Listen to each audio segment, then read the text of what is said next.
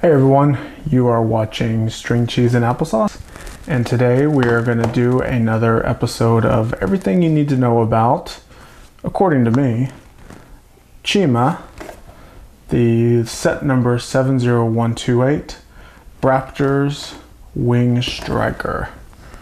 This is one of the smaller Chima sets, other than those little pullback ripcord type sets. It is recommended for ages 7 to 14. Like I said, comes with 146 pieces. And we're going to go ahead and build it for you real quick. So check this out.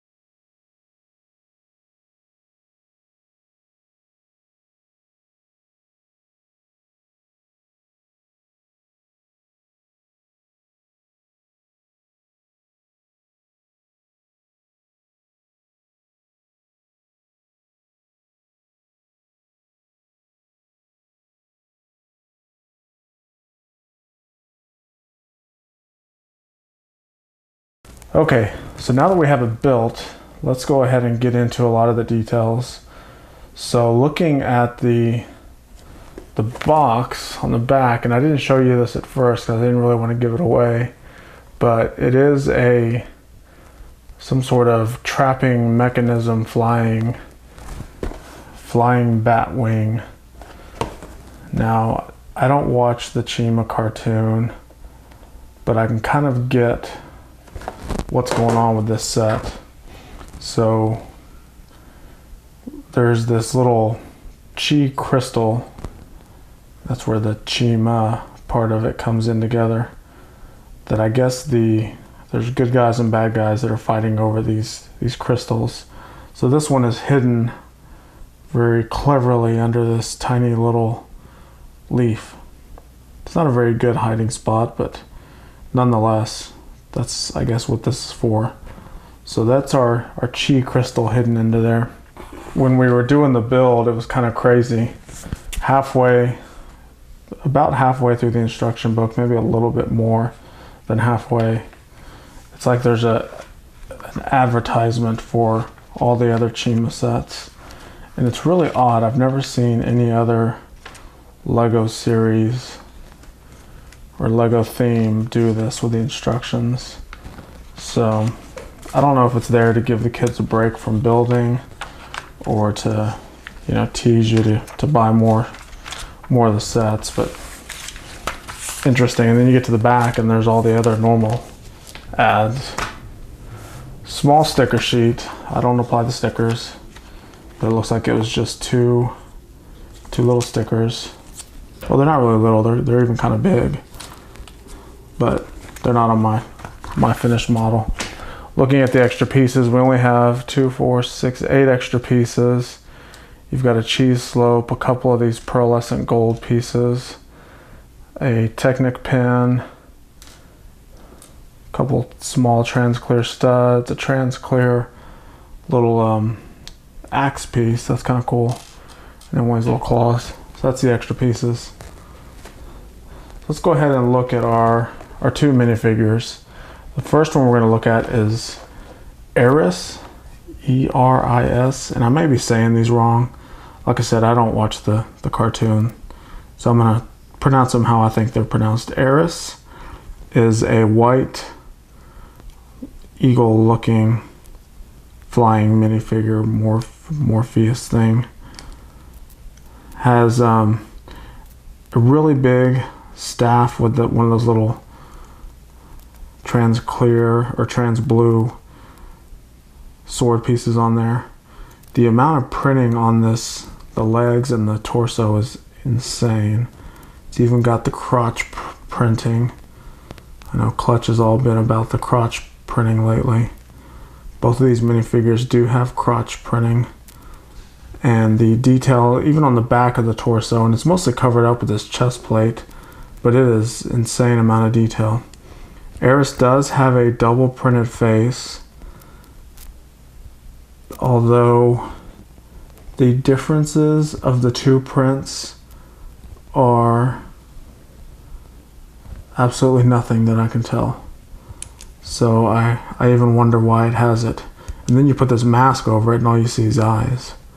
So it doesn't even really have angry eyes. Maybe one is. Like the eyebrows are a little more slanted down on one than the other. Either way, you put the mask on, you can't see it. There is a little bit of printing on the mask. Still, really detailed printing. The claws on the feet are a nice touch too. That's Eros. Pretty cool little minifigure. Just the detail amount. I mean, I'm not into these fantasy animal figures, but the detail is crazy. The other minifigure we get in this set is Braptor. It's like Raptor, but with a B in front of it. So is it B-Raptor or B-Raptor? Someone will tell me in the comments. Let me know what these are called. So maybe it's a morph between a bat and a raptor, because it's got really big bat ears on its mask. Similar to Eros, insane amount of printing on the torso and the legs. It's got the claws printed on the feet. It's got the crotch printing. It's got the same crazy amount of detail on the back of the torso. Only a single printed face. So they chose to give Braptor a single printed face, but Eros a double printed face that looks like there's no difference between the two. Braptor's headpiece has a pretty cool little printed mouth. What looks like metal armor on the cheeks, going all the way up to the forehead. And like I said, the big bat ears. It also does have a printed nose, but the color print is so similar to the plastic that the helmet is that you can barely see the print. But it is a slightly different color. He has a giant gun, and it's a newer gun piece. It's got this little handle, and it's got studs on all 5 sides. And it's got a little stud hole on the bottom. So the possibilities of what you can attach to this little handle thing is pretty high. So that's Braptor. He's a bat raptor. So now let's go ahead and look at the Wing Striker. Now this is what the set is named after. The Raptor sits in it. It's his winged raptor. Wing Striker, I mean. The color scheme, I mean, it looks like something you would see in a Batman set, because it's built with mostly black and very dark gray, as Batman likes to say. There is highlights of purple and lime green, but it's mostly all black and gray. So it has a cool little bat feel. Now it's kind of shaped like a bat because it has this brick built head. It's got green eyes, kind of a purplish mouth, black beak, and then these flexible ears, maybe horns. They're kind of pointy, but they don't poke you, because you can kind of squeeze them and they'll flex and bend a little bit. There's missiles on the side, but they're aesthetic. They are not flick fires. There is a little spot on the side also to hold Braptor's giant gun. So you can see it just comes right off the side, attaches right back on. So the main play feature of this wing striker is not only is it's swooshable, you can fly it around, but you can slide this middle piece of the Raptor and it chomps down. So that the two claws and or wings that make up the front will actually chomp down and grab things. Now the artwork on the back of the set here shows that the claws gripping onto that Eros minifigure pretty tightly. Now I'm going to do a little demonstration here on how well it actually does work, so let's check this out.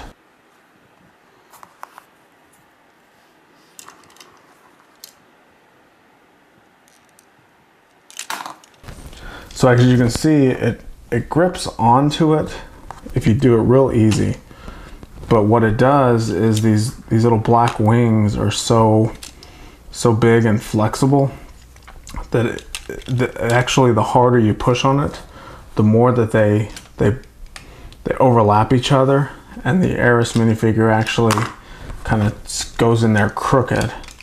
So it doesn't quite grip it like it shows it on the box, but you kind of get the idea.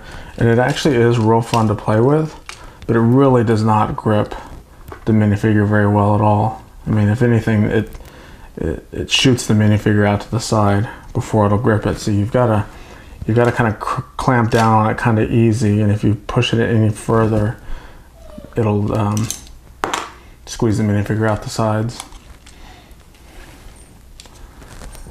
So that's pretty cool. I mean, I'm not a big Chima person, but these little sets are really meant for kids. They play real well. The minifigures are insanely detailed, so that's kind of cool. So not bad, not a bad little set. So that's it. I think that's everything you need to know about this set, according to me. There's really no interesting pieces. The Technic pieces underneath that help move the wings are nothing new, and if you've built any Technic sets, you've seen these pieces enough. There is one of these inverted tiles that has the studs on the top. See, it's a flat tile on the bottom. That's kind of cool.